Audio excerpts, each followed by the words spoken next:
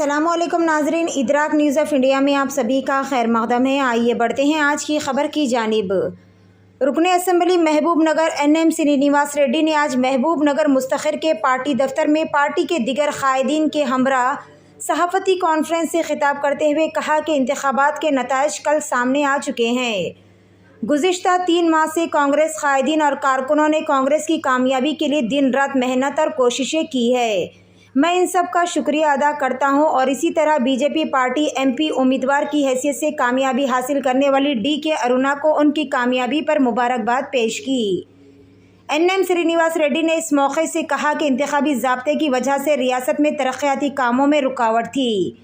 आज से तरक्याती कामों पर पूरी तवज्जो मरकूज़ की जाएगी।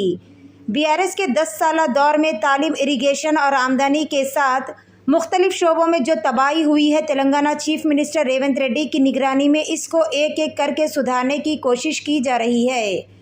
इन्होंने कहा कि मरकज़ में कौन सी हुकूमत कायम होगी, 1 या 2 दिन में सामने आएगा। अगर NDA हुकूमत आती है तो DK अरुणा को जिन उम्मीदों के साथ हल्के महबूब नगर पार्लियामेंट की आवाम ने वोट दिया है, इन उमंगों के मुताबिक महबूब नगर की तरक्की के लिए काम करने की तरगीब दी। आइए देखते हैं इस खुसूस में वहाँ के चंद मनाजिर। ऐसे ही ख़ास और अहम खबरों को देखने के लिए इदराक न्यूज़ ऑफ इंडिया को लाइक करें, शेयर करें और फॉलो करना ना भूलें। వేదిక మీద ఉన్న పెద్దలకు అందరికీ నమస్కారం।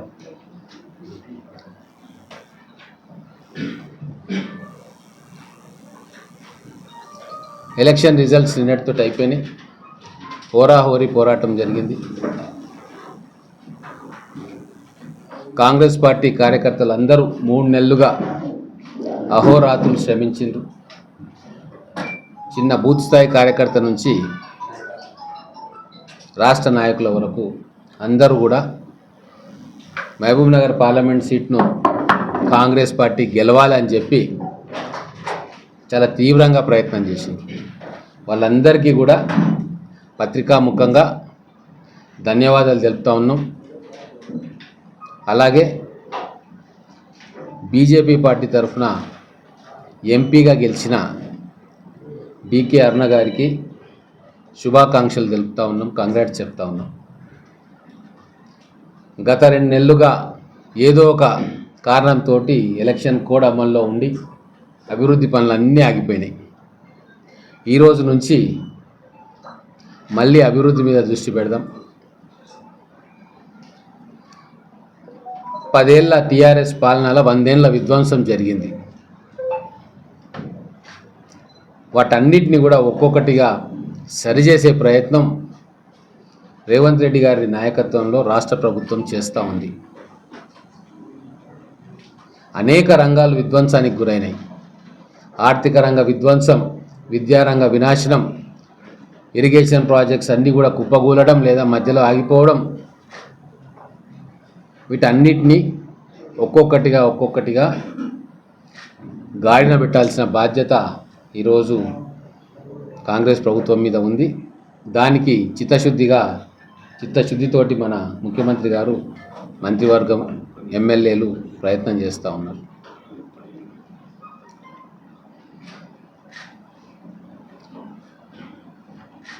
ఈరోజు మహబూబ్ నగర్ పార్లమెంట్ ప్రజలు బీజేపీ అభ్యర్థి DK అరుణ గారిని ఎంపీగా గెలిపించారు। నిన్నటిదాకా ఎలక్షన్ వాతావరణము ఏ పార్టీకి ఆ పార్టీ కార్యకర్తలు సహజంగా వాళ్ళ పార్టీలు గెలవాలని చెప్పి ఎవరికి తోచినట్లుగా వాళ్ళు కష్టపడతారు। ఇంకా ఇప్పుడు ఎలక్షన్స్ అయిపోయినాయి, రిజల్ట్స్ వచ్చేసినాయి। ఇప్పుడు మనం అభివృద్ధి మీద దృష్టి పెట్టాల్సిన అవసరం ఉంది। కేంద్రంలో ఎవరు ప్రభుత్వం ఏర్పాటు చేస్తారనేది కూడా రాబోయే 2-3 రోజుల్లో తేలిపోతుంది। నేను గెలిచిన ఎంపీ అభ్యర్థి DK అరుణ గారికి హృదయపూర్వకమైన శుభాకాంక్షలు తెలుపుకుంటూ వారిపైన కూడా గురుతరమైన బాధ్యత మహబూబ్ నగర్ పార్లమెంట్ నియోజకవర్గ ప్రజలు పెట్టిండ్రు।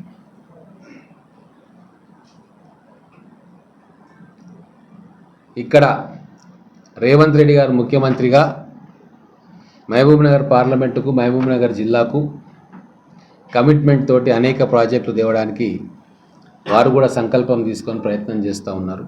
కొన్ని గ్రౌండ్ అయినా ఇంకా గ్రౌండ్ కాబోతూ ఉంది.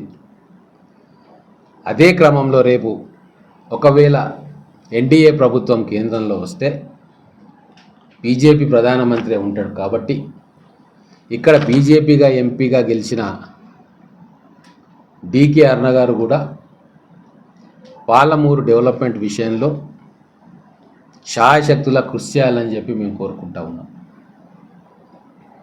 ఒక ఆరోగ్యకరమైన పోటీ వాతావరణం మహబూబ్ నగర్లో నెలకొల్పాలని చెప్పి ప్రజలు ఆశిస్తూ ఉన్నారు.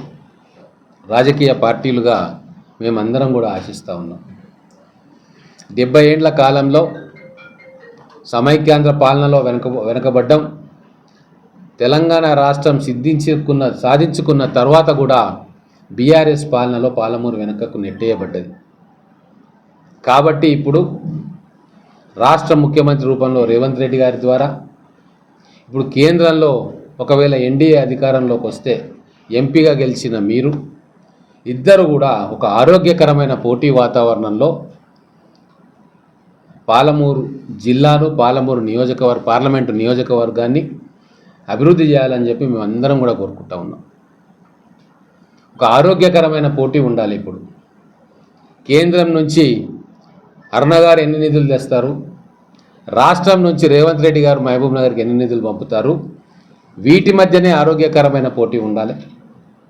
అప్పుడు ఇన్ని సంవత్సరాలు వెనుకబాటుతనానికి గురైన పాలమూరుకు న్యాయం జరుగుతుంది. బహుశా అందుకేనేమో కేంద్రంలో బీజేపీని అక్కడ అధికారం వస్తుందేమో అన్న దాంతో బీజేపీ అభ్యర్థిని గెలిపించుకున్నారు. కాబట్టి ఇదే నేను గుర్తు చేయదలుచుకున్నా. గౌరవ రేవంత్ రెడ్డి గారు, గౌరవ పార్లమెంట్ సభ్యురాలు డీకే అరుణ గారు వచ్చిన ఈ అవకాశాన్ని పాలమూరు జిల్లా అభివృద్ధి కోసం ఒక ఆరోగ్యకరమైన పోటీ వాతావరణంతో ఇక్కడ ప్రజలకు మేలు చేయాలని చెప్పి మేము ఆశిస్తూ ఉన్నాం. మా వరకు మేము కాంగ్రెస్ పార్టీ ఎమ్మెల్యేలం 7 ఉన్నాం. ఇక్కడ ఖచ్చితంగా అభివృద్ధిలో ఎంపీ గారికి కేంద్రం నుంచి నిధులు కానీ, విద్యా సంస్థలు కానీ, ఇంకా ఏ రకమైన డెవలప్మెంట్ వర్క్స్లో కూడా పూర్తి సహాయ సహకారాలు మేము అందిస్తాం. మాకు ఎటువంటి భేషజాలు లేవు. తెలంగాణ అభివృద్ధి, మహబూబ్ నగర్ అభివృద్ధి, ఈ 2 ఎజెండాలుగా మనందరం కూడా కలిసి పనిచేద్దామని చెప్పి పత్రికాముఖంగా తెలియజేసుకుంటా ఉన్నా.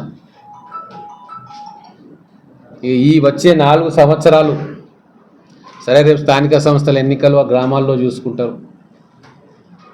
అవి ఏ ఉన్నా సరే మహబూబ్ నగర్ పార్లమెంటు మరియు మహబూబ్ నగర్ జిల్లా అభివృద్ధి కోసం సంపూర్ణంగా మేము మీకు సహకరిస్తాము. మీరు కూడా రాష్ట్ర ప్రభుత్వానికి సహకరించాలని చెప్పి మీడియా ద్వారా మళ్ళీ ఒకసారి డీకే అరుణ గారికి శుభాకాంక్షలు తెలియజేసుకుంటూ పార్లమెంటు నియోజకవర్గ ప్రజలందరికీ కూడా విజ్ఞప్తి చేస్తున్నాము. మా ఎమ్మెల్యే అందరం కూడా అభివృద్ధి కాముకులం కాబట్టి అన్ని రకాలుగా కేంద్ర ప్రభుత్వం నుంచి తీసుకొచ్చే ప్రతి పనికి మీ వెంబడి ఉంటాం. మీరు కూడా వచ్చిన ఈ అవకాశం మహబూబ్ నగర్ పార్లమెంట్ నియోజకవర్గ అభివృద్ధి కోసం ఎక్కువ సమయం కేటాయించాలని చెప్పి విజ్ఞప్తి చేస్తూ భవిష్యత్తులో ఒక ఆరోగ్యకరమైన పోటీ వాతావరణాన్ని మన జిల్లాలో నెలకొల్పుకుందాం. గతంలో ఉన్నట్టుగా కక్షలు, కార్పణ్యాలు, పార్టీల మధ్య విభేదాలు అవన్నీ సిద్ధాంతపరమే. అభివృద్ధి విషయానికి వస్తే అందరం ఒకటే. మహబూబ్ నగర్ అభివృద్ధి కోసం అందరం కూడా కలిసికట్టుగా పనిచేయాలని చెప్పి ప్రజలు తీర్పు ఇచ్చారు. కాబట్టి ప్రజా తీర్పును శిరసా వహిస్తూ గౌరవిస్తూ ఆ మార్గంలో ప్రయాణం చేయాలని చెప్పి సవినయంగా అందరికీ కూడా మనవి చేస్తాం.